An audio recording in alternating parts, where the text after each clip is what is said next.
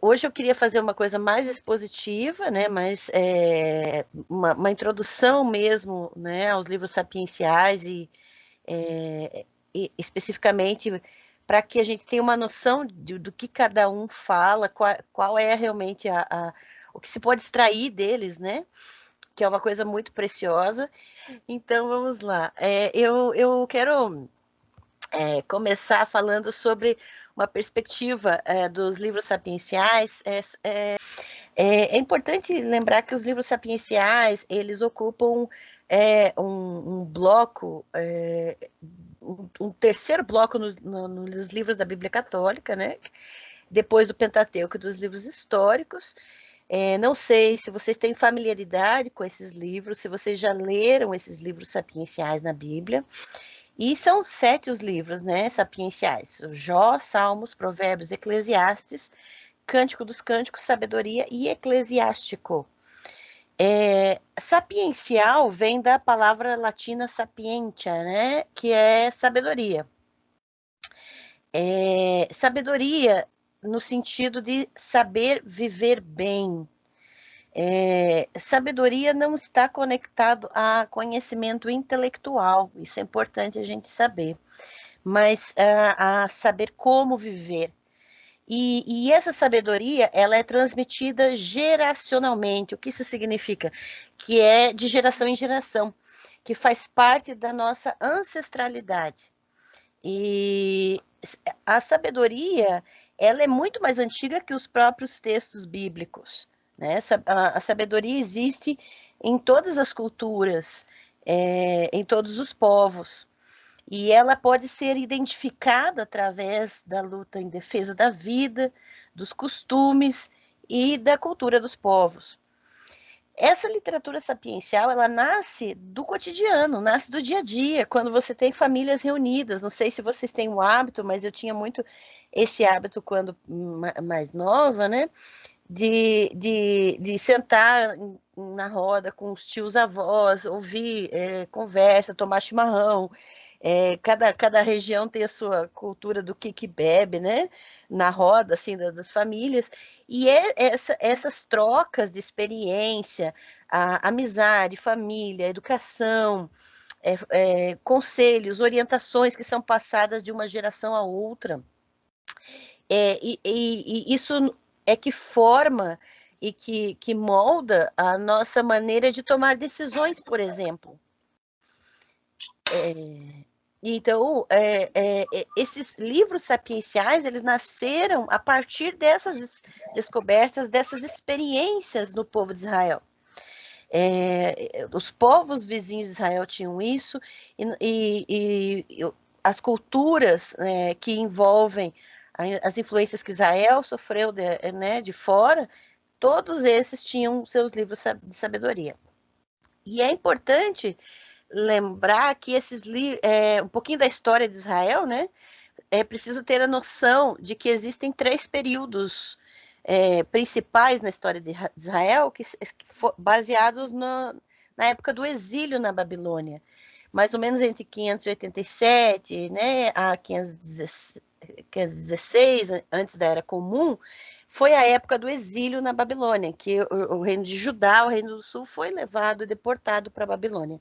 Esse período de exílio marca o início da maior produção dos textos sapienciais. A maior parte deles foi escrita nesse período em diante. E alguma coisa foi redigida antes.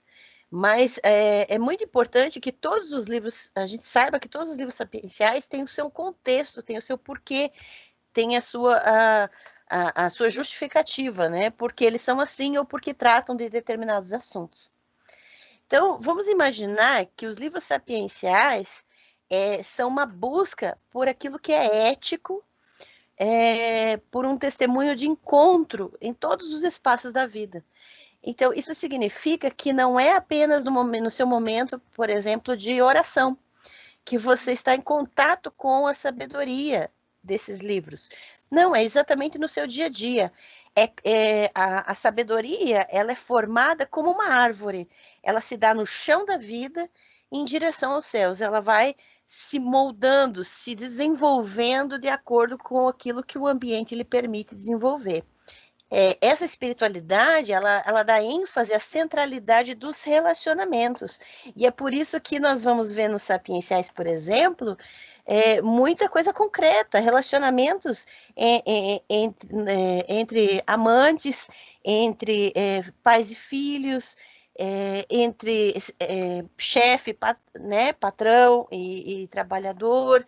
Então, essas relações vão estar muito presentes nos livros sapienciais. A espiritualidade sapiencial ou da sabedoria, ela é libertadora, tanto no nível pessoal quanto socioeconômico. O que isso significa? Que nós precisamos levar em conta que é exigido de nós uma transformação humana radical, sempre pensando em como viver como irmãos e irmãs livres do domínio e da exploração humana, e libertando-nos também das cadeias que nos oprimem emocionalmente e psiquicamente, né? Os temas tratados por essa literatura, a literatura sapiencial, têm caráter universal, valem para todas as épocas, apesar de terem um contexto histórico específico na história do povo de Israel, eles são relevantes, são temas relevantes para todas as épocas, para todos os tipos de pessoas. E algumas características que são interessantes de saber que elas existem na língua hebraica, que é a língua original em que esses textos, a maior parte desses textos foi escrita, é porque há um tipo de reflexo nos rituais das práticas orantes, né, do cristianismo, que tentam imitar algumas dessas características da literatura hebraica, como, por exemplo, o paralelismo. Paralelismo vocês vão ver muito quando leem, por exemplo, Provérbios tem muito mais paralelismo do que todos os outros. Quando você tem uma frase e uma segunda frase que fala algo da primeira, modificando um pouquinho. Por exemplo, o sol sempre nasce. Agora eu estou inventando, tá? O sol sempre nasce para um propósito. Linha 2. Ainda que o sol nasça, a noite ainda chega. Então, eu inventei um paralelismo, uma frase falando do sol nascente e uma segunda frase retomando o sol nascente, mas acrescentando o tema da noite. Não sei se ficou claro, mas essas duas linhas, esse tipo de construção, nós chamamos de paralelismo. E você vai encontrar isso em todos os livros sapienciais. Repetições duplas de frases que falam das mesmas coisas, que fazem conexões entre si, e que é importante a gente perceber que isso é repetido no gênero que nós chamamos de litania, que é a oração, né? Essa prática da literatura orante, né? Ela repete também, ela faz sempre duplas de frases que repetem temas entre si e que estendem um pouco dessas informações. Uma outra informação que eu considero importante é o uso da palavra lei, que quando essa palavra é usada, ela é uma tradução, eu considero uma tradução um pouco pobre da palavra Torá, do hebraico. Porque Torá não é exatamente lei. Torá é ensino, instrução. Então, quando você falar a palavra lei, sendo uma citação dos textos sapienciais, tenha isso em mente, que não existe, outra coisa interessante, eu estou abordando alguns elementos linguísticos importantes, é que não existe uma distinção clara no Antigo Testamento entre alma e espírito.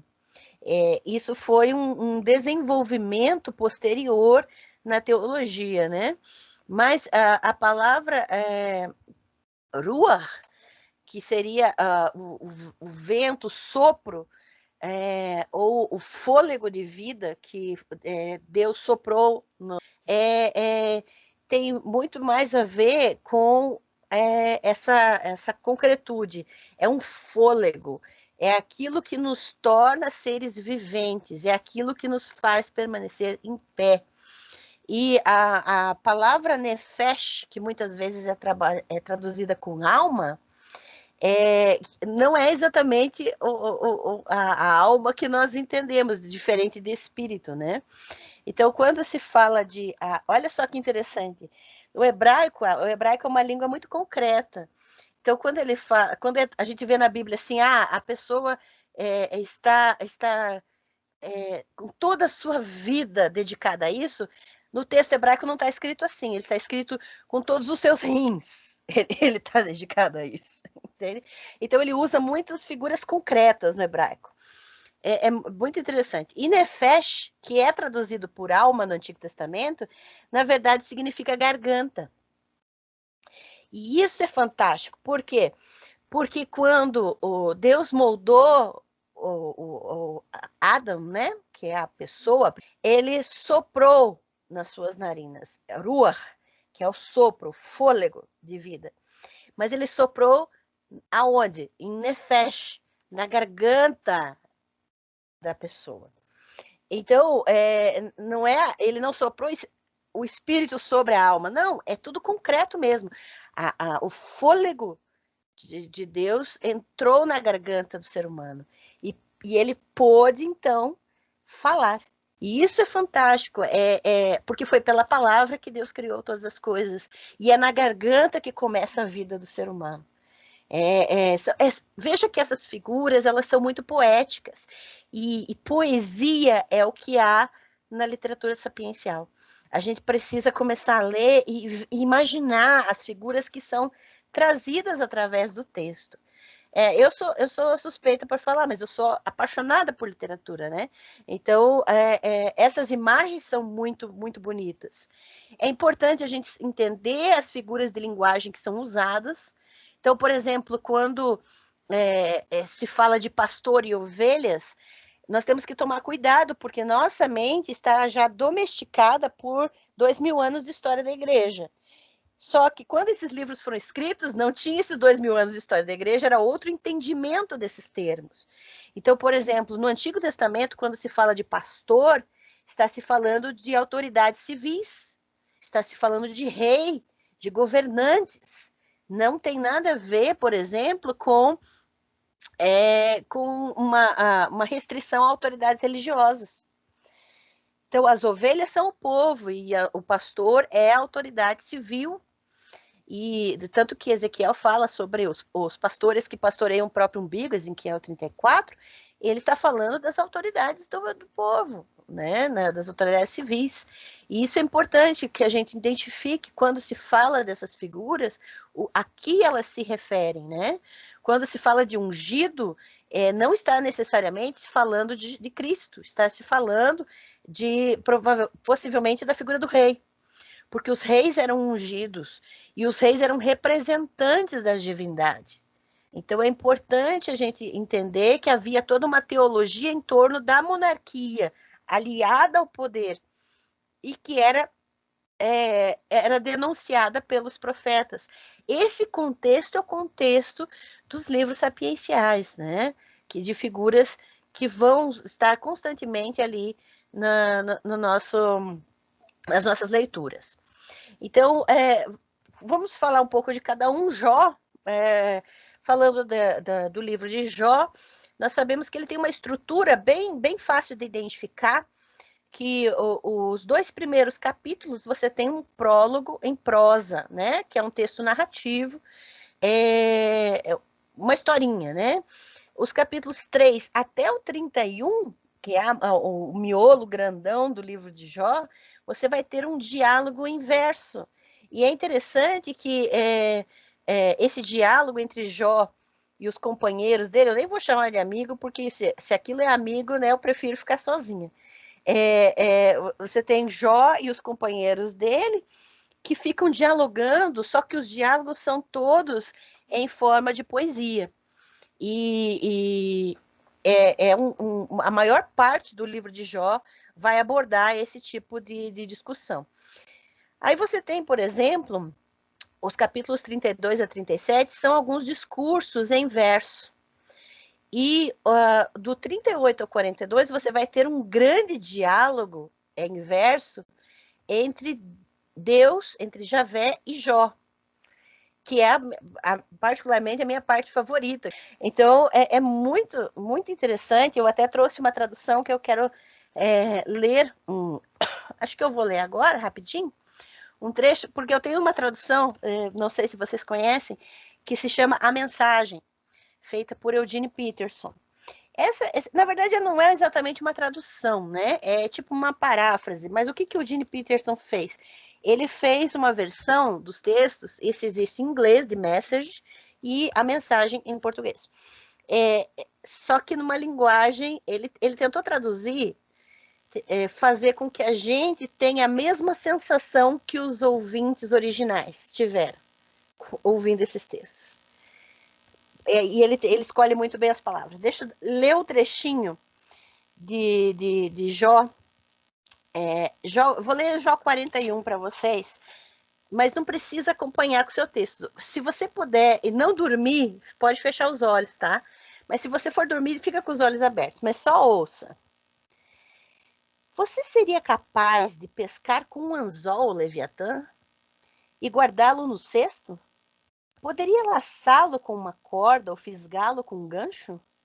Será que ele suplicaria por misericórdia ou bajularia você com doces palavras? Será que ele faria um acordo com você e se disporia a servi-lo pelo resto da vida? Você brincaria com ele como se faz com um peixinho dourado? Faria dele um mascote das suas crianças? Você poria o Leviatã à venda no mercado, determinaria um preço aos seus compradores? Você o furaria com arpões, com alfinetes numa almofada ou fincaria lanças de pesca em sua cabeça? Se você apenas encostasse nele, não viveria para contar a história. Que chance você teria com uma criatura dessas? Com um olhar ele mataria você. Se você não aguenta olhar para ele por ser assustador, como espera se manter diante de mim? Quem poderia me confrontar e sair ileso? Eu estou no comando de tudo. Eu conduzo o universo. O que o Eugene Peterson fez foi transformar a linguagem para que a gente entenda o nível de argumentação que está sendo colocado aqui, com uma linguagem nossa, com uma linguagem moderna, né? Então, essa tradução é uma delícia. Eu vou ler mais um trechinho porque é maravilhoso, né? Mas tenho ainda o que dizer sobre o Leviatã, o monstro do mar, de seu enorme tamanho, de sua bela forma. Quem sonharia em furar aquela pele forte, ou pôr freios naquelas mandíbulas? Quem ousaria chegar perto da sua boca cheia de dentes super afiados? Uma fileira de escudos forma seu dorso, fortemente ligados entre si. É o seu orgulho. É invencível, nada pode reduzir a sua soberba. Nada pode atravessar sua pele tão grossa e resistente, simplesmente impenetrável. Ele ronca e o mundo se incendeia, ele pisca e o dia amanhece. Estalos de fogo saem da sua boca, um monte de fagulhas de fogo estala.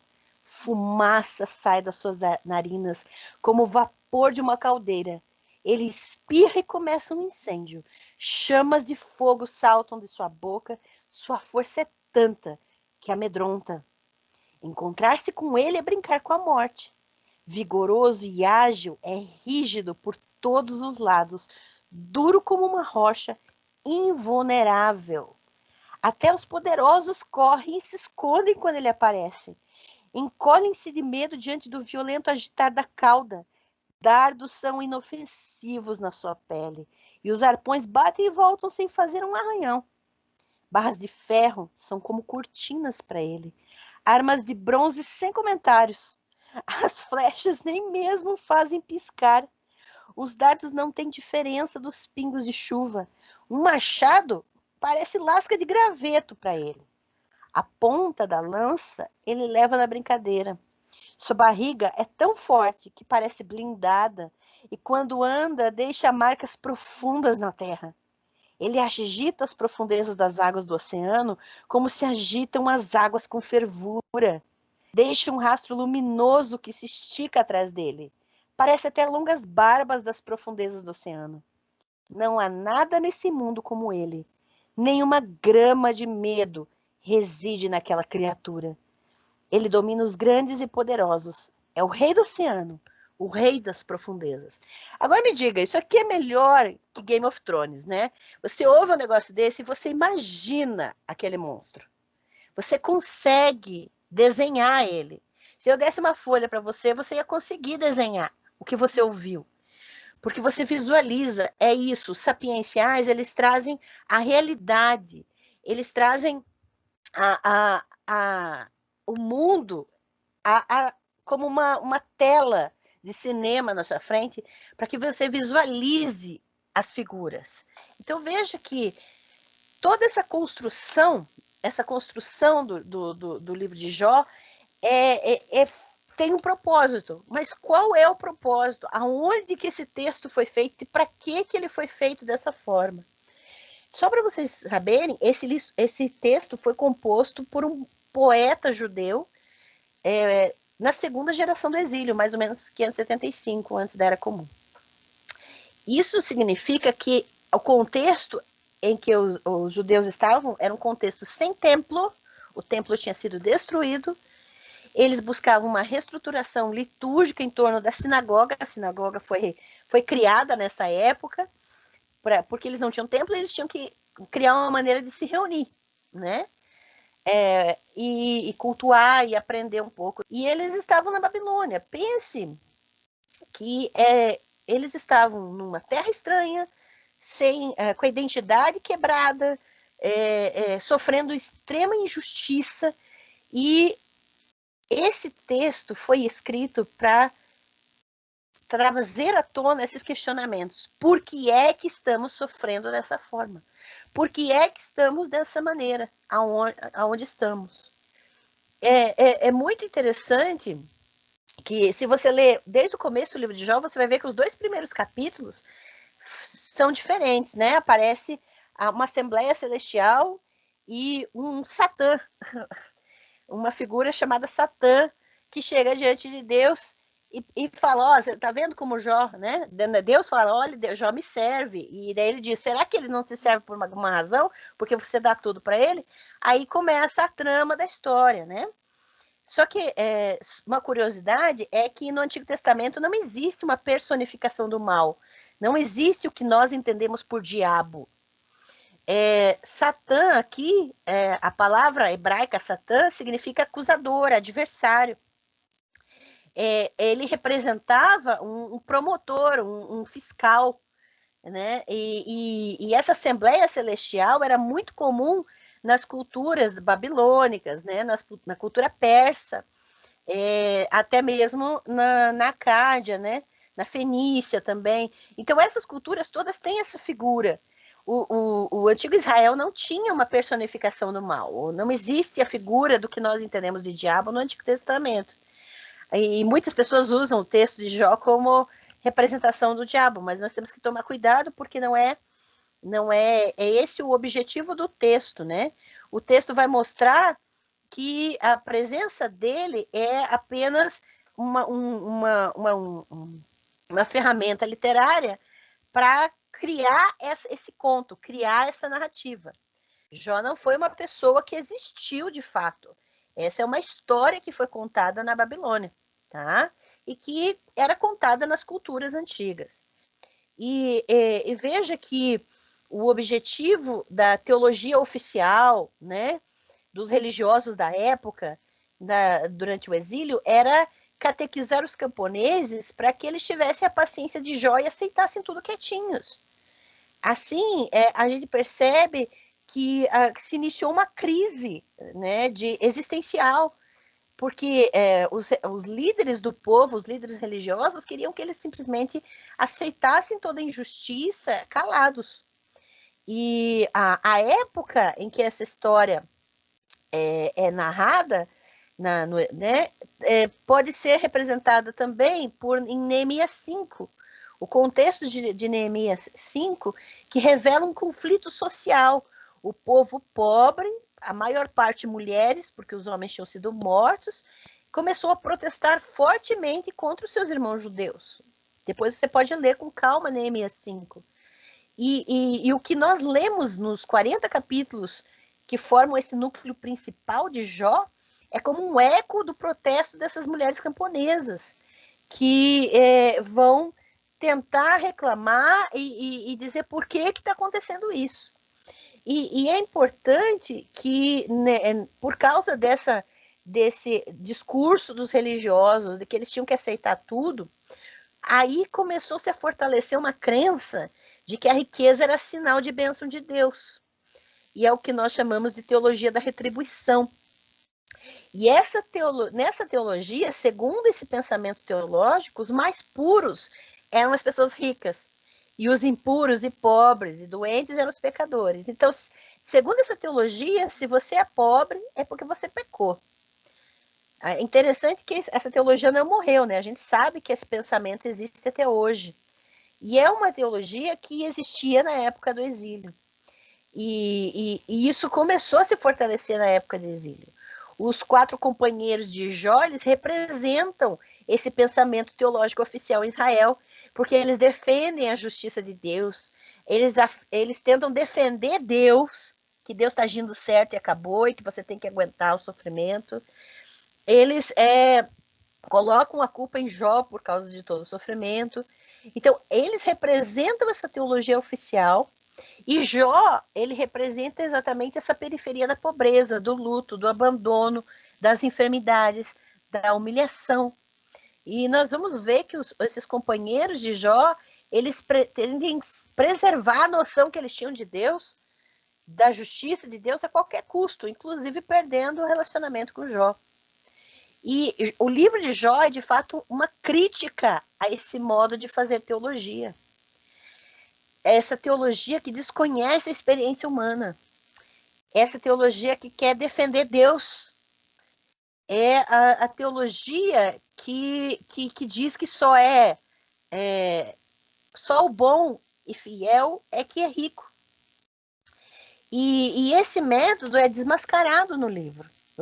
Os companheiros de Jó, eles julgam Jó a partir de uma teologia intelectual, dogmática, e que desconhece a condição humana e a realidade da dor.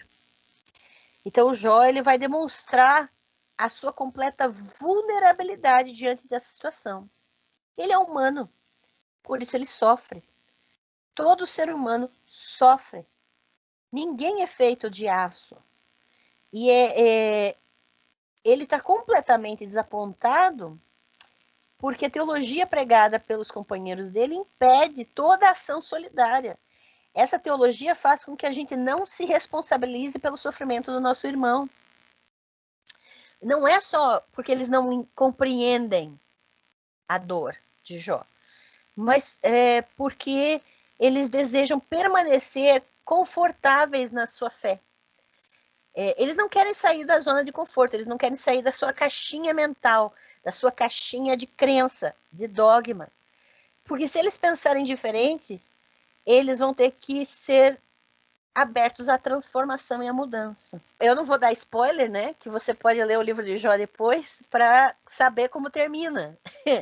O grande problema do final do livro de Jó, e existe o problema, é que o final do livro de Jó, o último capítulo, o finalzinho da história, contradiz tudo o que foi escrito anteriormente. O finalzinho do livro coloca como se agora Jó vai receber em dobro. Como se ele precisasse receber em dobro para ser alguém justo e alguém no centro da vontade de Deus. Então, é possível perceber que a teologia oficial ainda influencia o próprio livro, o próprio final da história. Bom, vamos para os outros, né? Provérbios. Os provérbios nasceram do comportamento, da observação do dia a dia das pessoas. É como se fossem vários tijolos para construir a grande casa da sabedoria. E é muito interessante que ele usa a palavra hebraica machal. Machal para provérbio. Sábio é aquele que consegue formular por meio de um machal, um provérbio, as experiências vividas por um grupo. Então, o sábio, ele conseguia resumir a experiência vivida pelo grupo, pela sua comunidade, num machal, num tijolinho, num provérbio. Os provérbios se tenta sair do caos da vida, né?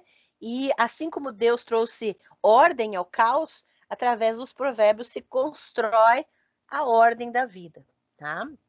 E uma lição importante do livro de Provérbios é que não existe nada mais sagrado do que a vida. Essa teologia é espalhada em todo o livro, como uma chave de leitura, tá?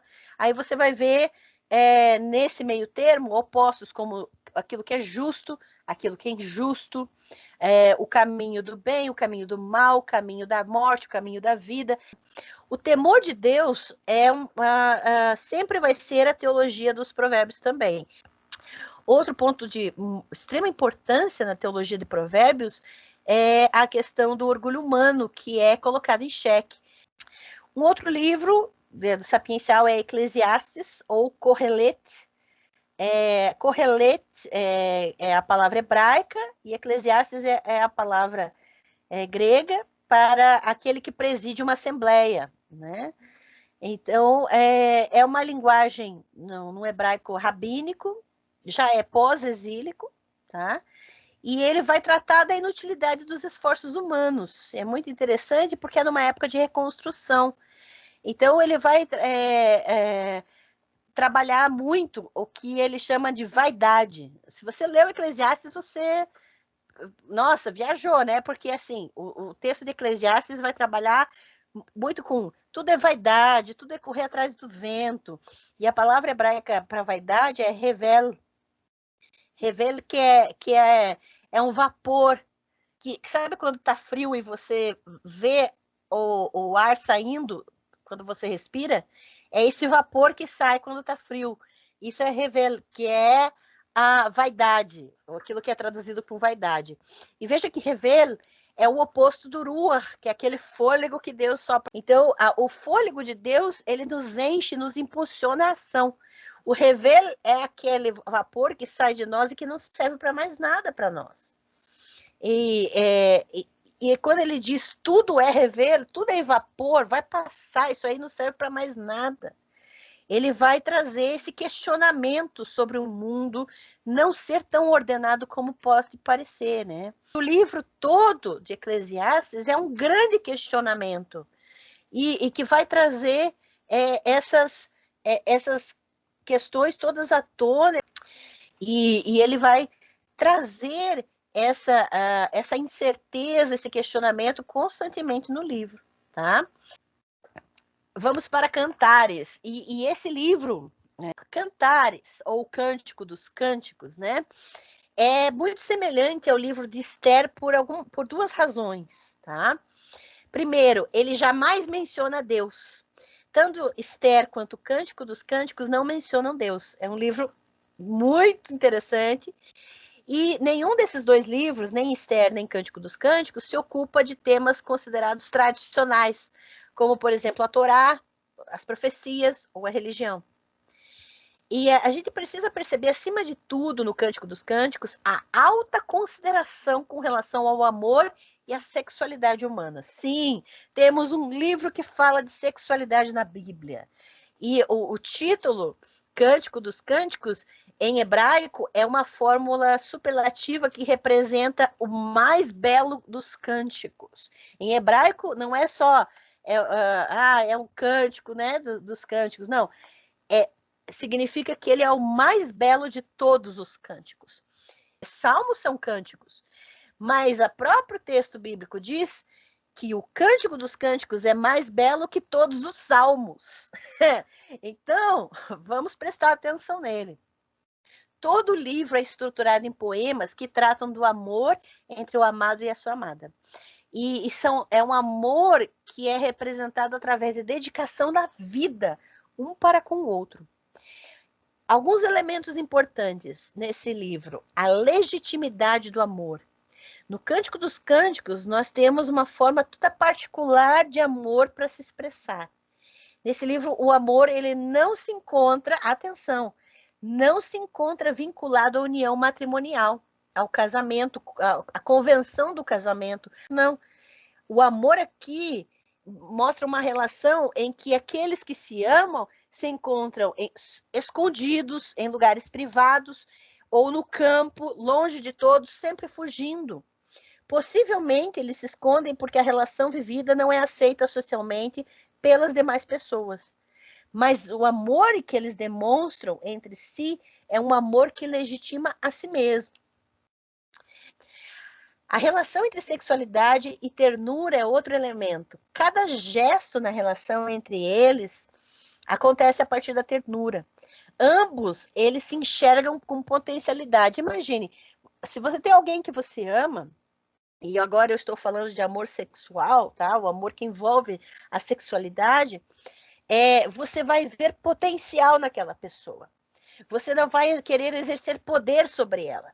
E é isso que acontece na relação de Cantares, de Cântico dos Cânticos. Porque essa relação de amor, não há relação de poder entre eles, não há relação de domínio entre eles. Juntos eles fazem o caminho e são conhecedores de que se eles não vivem a vida do outro, esse caminho vai ser pela metade. Então eles promovem um ao outro. A valorização da mulher é muito interessante nesse livro, que se destaca mais do que os outros. A mulher aparece nesse livro como uma pessoa independente, isso é raro nos livros, né? Numa sociedade patriarcal. E para encontrar a pessoa amada, ela enfrenta as sentinelas da cidade, enfrenta uma rival que a persegue, enfrenta os irmãos que querem protegê-la dessa relação. Então, dessa forma, o livro reafirma a dignidade da mulher, considerando-a como alguém que possui autonomia. Como ninguém mais a considera. Mas ela, o livro, todo esse texto, toda a narrativa, toda a poesia, vai considerá-la autônoma, e não como aquela que exerce o papel tradicional e reduzido de mãe, porque esse papel não aparece para ela. É muito interessante. Ele compreende o amor erótico sexual como um caminho pelo qual é possível retornar ao paraíso. Podemos ver que o jardim, no contexto de Cântico dos Cânticos, não representa apenas uma metáfora para a mulher, o jardim onde o homem vai entrar. Vocês já entenderam, né? Mas também designa um lugar onde os amantes encontram um ao outro e experienciam esse amor. É o lugar de encontro. E quando eu falo jardim é o lugar de encontro, o que vem na sua cabeça? Jardim. O Éden. E é interessante que, depois vocês podem conferir, né? Gênesis 3:16, por exemplo, é um versículo que fala das consequências do pecado para a mulher, que ela iria desejar o seu marido e esse desejo ia fazer com que ele a dominasse. Isso é Gênesis 3:16. Mas se você ler Cântico dos Cânticos 7:11, vai dizer exatamente o contrário, vai dizer que ele a deseja e ela o deseja, e que o desejo de um ao outro é recíproco. Então, o que acontece é a anulação dessa desigualdade que havia em Gênesis. Então, com isso, é desautorizada essa maldição de Gênesis. O amor é experimentado como um retorno ao paraíso. O paraíso agora reordenado por mãos femininas. Então, a protagonista de Cântico dos Cânticos é uma mulher. E é muito interessante que é pela boca, pela voz, pela ação da mulher é que tudo se desenvolve. E é muito legal porque esse livro traz legitimidade à voz da mulher como uma fonte de compreensão religiosa. E a partir do momento em que nós lemos esses poemas, nós começamos a valorizar e admirar todos os corpos, tá? Então, é uma crítica à antropologia e doutrina da sexualidade patriarcal, porque nós, a partir da leitura, nós começamos a nos posicionar contra toda cultura que hostiliza o corpo e que hostiliza o amor. Nos demais livros, o casamento e o sexo são descritos como do ponto de vista social, né? O significado para as relações sociais, de herança, propriedade, descendência. Mas no Cântico dos Cânticos, o amor é visto, a relação, né? A união prioriza o amor, o caráter interpessoal, tá? E traz uma visão equilibrada para os relacionamentos, trazendo dignidade pessoal a todos, independente do seu gênero, tá? O livro de sabedoria é outro livro que vai é um outro contexto, tá? O livro de sabedoria foi escrito, é o mais recente escrito, possivelmente escrito entre os anos 50 e 20 antes da Era Comum, muito recente em relação aos demais, tá? Ele vai trazer já uma mistura entre o judaísmo pós-exílico e a cultura grega. Então, possivelmente, trechos dele foram escritos em grego. E é uma atualização da religião. E veja, se você lê Cântico dos Cânticos e em seguida a Sabedoria, você vai ficar confuso. Por quê? Porque sabedoria vai trazer os dogmas do judaísmo patriarcal. Então, vai colocar a mulher lá embaixo, tá? Como um objeto, como uma propriedade. Então, você tem que cuidar com a leitura que você faz. Por quê? Saber o contexto em que ele está sendo escrito. Porque o livro de sabedoria vai trazer o reforço à religião judaica com uma influência já helenística, tá? Então ele vai atualizar e reforçar os dogmas da religião. O autor do livro de sabedoria, ele vai buscar a justiça com base na memória do Êxodo. Ele vai resgatar a história do Êxodo, você vai ler ele trabalhando essa memória para que haja um fortalecimento de como ele vive, né? Eclesiástico, e eu acho que é o último livro, já estou quase terminando, é um livro muito semelhante, que foi escrito um pouquinho antes da Sabedoria, que foi escrito em 180, antes da Era Cristã. E deixa eu dizer uma coisa, Eclesiástico é o único livro que se tem certeza de quem é o autor. Todos os outros livros do Antigo Testamento não há certeza da autoria. Isso de acordo com as pesquisas. Mas o Eclesiástico foi escrito por um homem chamado Jesus, filho de Sirac. Por isso é Ben Sirac. Ben Sirac é filho de Sirac. O Ben é filho, né? E por isso o livro é chamado também de Sirácida, porque é do filho do Ben Sirac, filho do Sirac, né? Do Ben Sirac. Então, esse livro vai demonstrar a devoção pelo templo, pelo sacerdócio, pelo culto. Veja que como ele é muito próximo do livro de sabedoria, esses dois livros vão ter figuras semelhantes. Vão buscar na tradição, vão buscar nas memórias do Êxodo, vão buscar a identidade e a concepção de Deus, vão trazer o fascínio ou o amor pelas questões religiosas, para decidir o que assimilar e o que rejeitar nas outras culturas. Porque não é tudo jogado fora. Não. Se você estudar os livros sapienciais em detalhes, você vai ver mitologia babilônica, mitologia cananeia, mitologia egípcia, mitologia persa, mitologia grega. Todos esses livros têm semelhanças com a literatura de todos esses povos. Existem histórias que são plágio, de fato, plágio de mitos de outros povos que estão nos textos bíblicos. Então, o que esses autores fazem? Eles usam essas figuras das culturas estrangeiras para mostrar que a sabedoria e Deus não está preso à nossa forma de espiritualidade. A sabedoria ela é encontrada no temor de Deus, e Deus está em todo lugar. Deus não está preso aos nossos dogmas, Deus não está preso à nossa cultura. E por isso nós podemos encontrá-lo e viver uma vida de libertação aonde estivermos. E essa confiança, essa entrega em Deus, vai nos fazer amá-lo cada vez mais, sem medo do diferente, sem medo de encontrar outras pessoas que creem e pensam diferente de nós. Ai, eu amo o livro de Provérbios porque lembra que eu falei que tudo é concreto no hebraico? Que as coisas não são abstratas, né? Que aquela palavra que a gente traduz alma é garganta, né? Concreto, é algo que você pode pegar. Então, as principais figuras importantes, as protagonistas do livro de Provérbios são mulheres. A sabedoria é uma mulher. A tolice é uma mulher.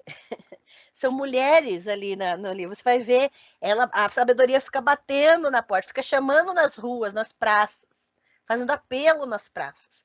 Então, por isso ela aparece em letra maiúscula, porque é representada a Sofia, né? A Santa Sofia, sabedoria. Então, ela foi, na verdade, divinizada, né? Ela é a sabedoria, é a Sofia, é uma personalidade, é uma figura. Então, tá em letra maiúscula, porque realmente faz parte da tradição, né? Era a sabedoria Sofia também era uma deusa da antiguidade e que fazia parte dos cultos no antigo Israel.